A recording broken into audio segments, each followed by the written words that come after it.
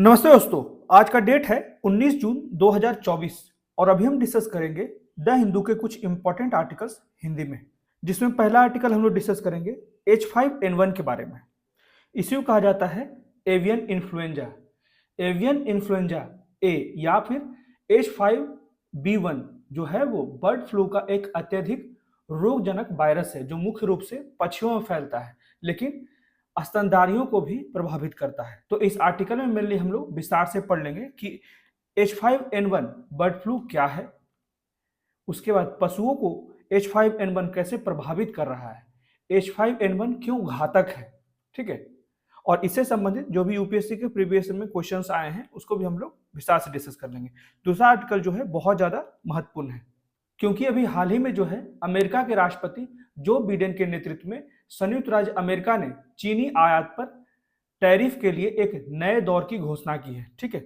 जो चाइना से इंपोर्ट करता है यूएसए, उस पर कुछ सैंक्शन लगाए गए हैं, ठीक है, जो कहीं ना कहीं देखा जा रहा है कि वैश्विक आर्थिक अलगाव को प्रदर्शित कर रहा है, ठीक है, क्योंकि लगातार हम लोग देख रहे हैं कि चीन की जो जबरदस्ती वाली आर्थिक प्रथाएं हैं उसका मुकाबला करने के लिए इस तरह के कदम उठाए जा रहे हैं अमेरिका के द्वारा, क्योंकि चीनी इलेक्ट्रॉनिक वाहनों और चिकित्सा उपकरणों पर नवीनतम टैरिफ का मेनली उद्देश्य जो है जिससे कि चाइना पर निर्भरता को कम किया जा सकता है। भारत ने भी इस तरह के ऑलरेडी कदम उठाए हैं, ठीक है, जो चाइना से हम लोग इंपोर्ट करते हैं उसको कम करने के लिए लगातार टैरिफ बढ़ाया जाता है, ठीक है, जिससे कि चाइनीज प्रोडक्ट को भारत में हतोत्साहित किया जाएगा या फिर यूएसए के द्वारा भी इस तरह के कदम उठाए जा रहे हैं जिससे कि चाइनीज प्रोडक्ट को अमेरिका में हतोत्साहित किया जा सके, ठीक है।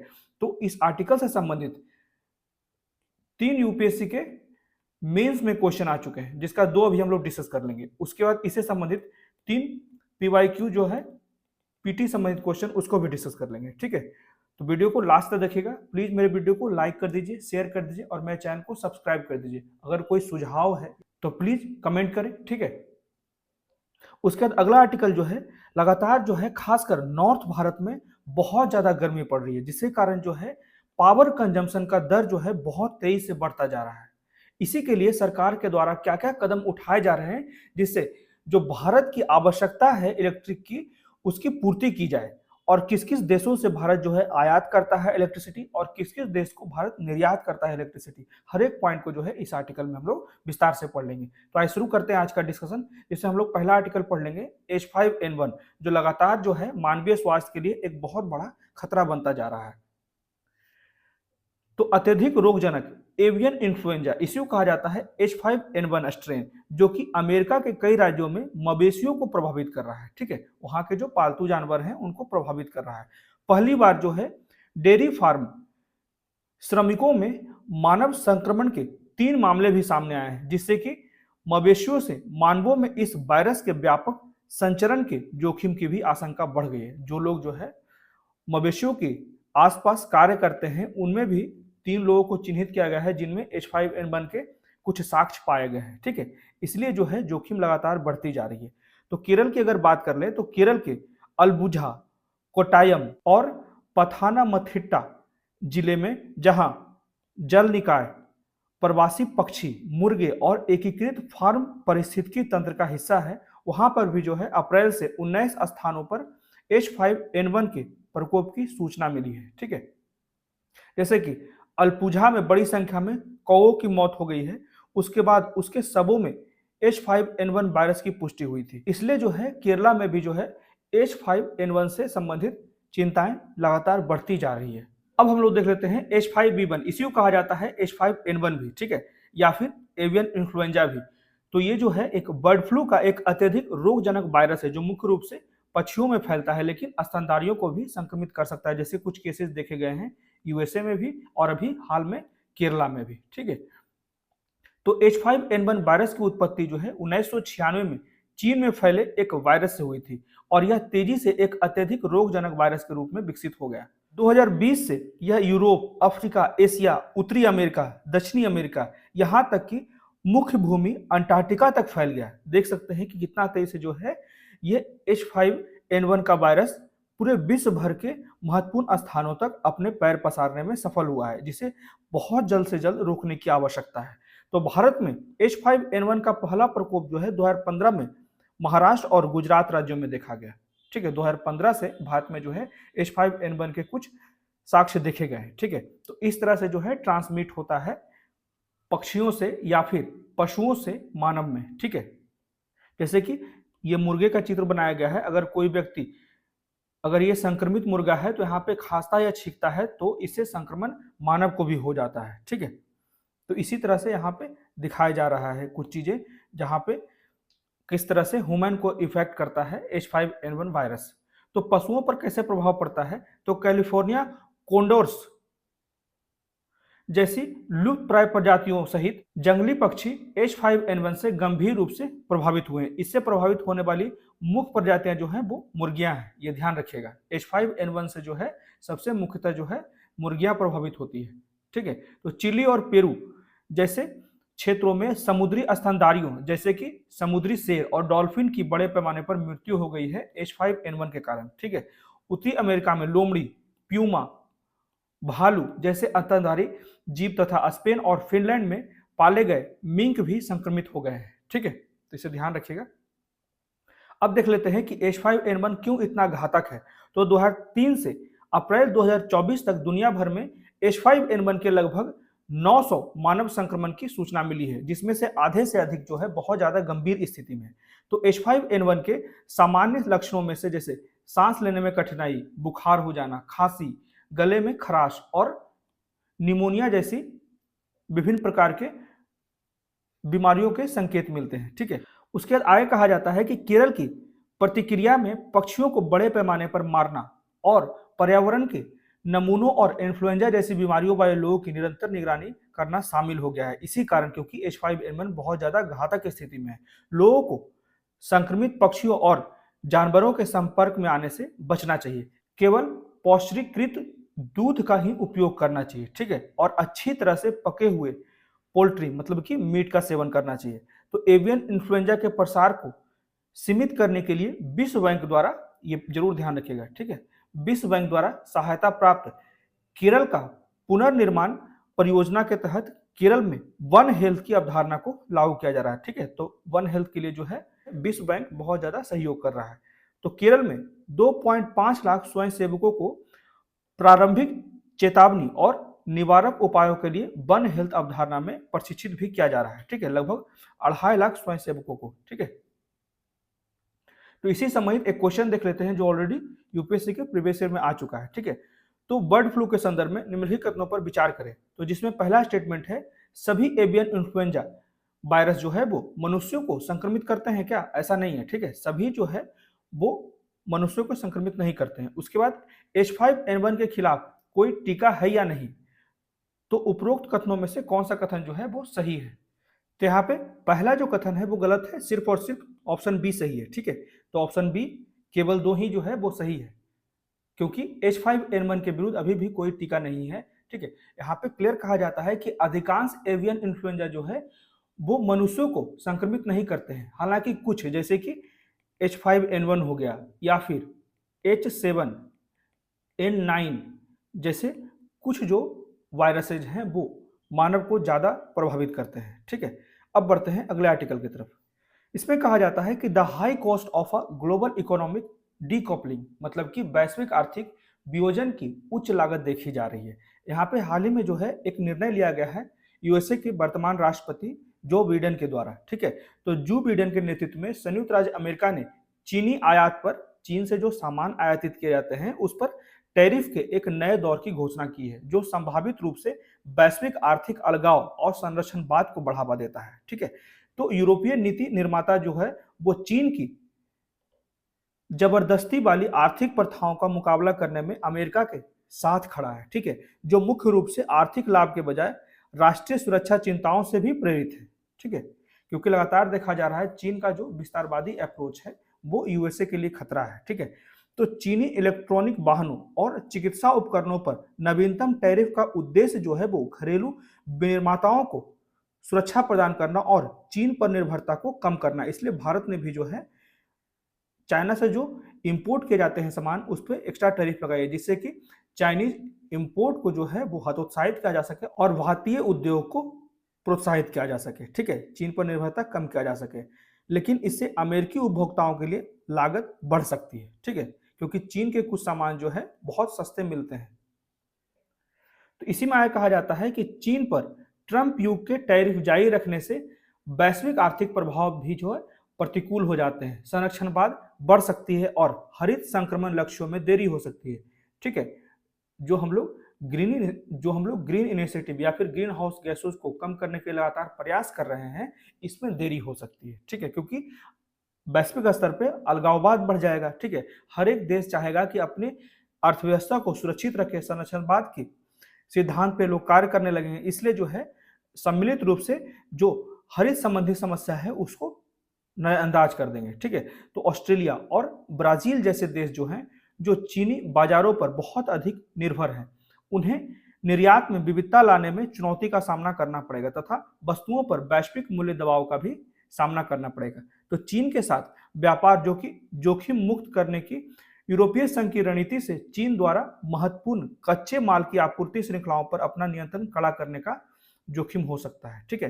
तो दक्षिण पूर्वी एशिया उत्पादन में बदलाव से लाभान्वित होते हुए भी प्रौद्योगिकी और निवेश के लिए चीन पर निर्भर बने रहेंगे, ठीक है, जो कि सख्त अमेरिकी व्यापार नियमों से खतरे में पड़ सकते हैं, ठीक है। बहुत से जो साउथ एशियन कंट्रीज हैं, कितना भी सैंक्शन लगा दे यूएसए चाइनीज इंपोर्ट पे, फिर भी जो है टेक्नोलॉजी के लिए ये साउथ एशिया के कुछ कंट्री जो है वो चाइना पे डिपेंडेंट रहेंगे, जिसके कारण यूएसए का सैंक्शन भी झेलना पड़ सकता है इन देशों को।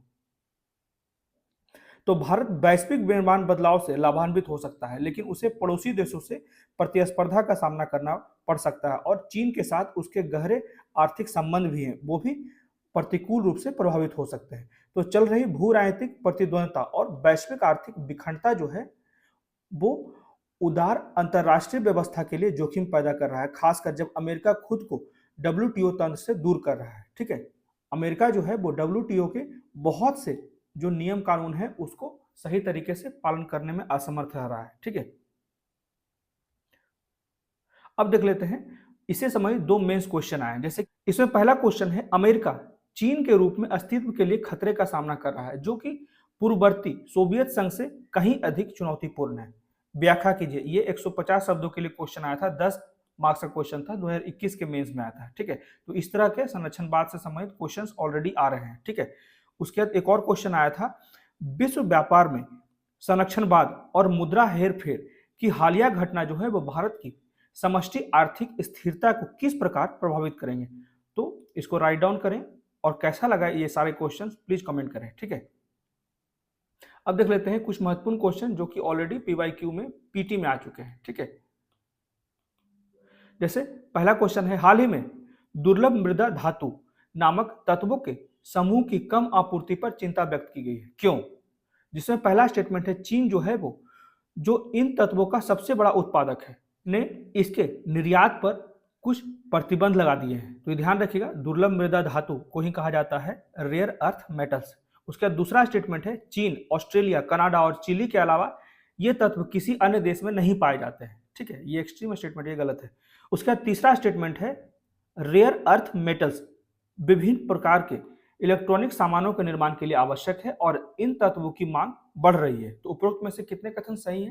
तो यहाँ पे सही उत्तर जो हो जाएगा ऑप्शन सी हो जाएगा, ठीक है। पहला ऑप्शन सही है और तीसरा ऑप्शन सही है, क्योंकि ये ध्यान रहेगा कि रेयर अर्थ मेटल जो है वो 17 है। ये तत्व जो है वो इलेक्ट्रॉनिक, कंप्यूटर और नेटवर्क संचार, स्वच्छ ऊर्जा, उन्नत परिवहन, स्वास्थ्य सेवाएं, पर्यावरण समन और राष्ट्रीय रक्षा के लिए बहुत ज्यादा महत्वपूर्ण है, ठीक है। इसलिए तीसरा ऑप्शन सही है हमारा, ठीक है।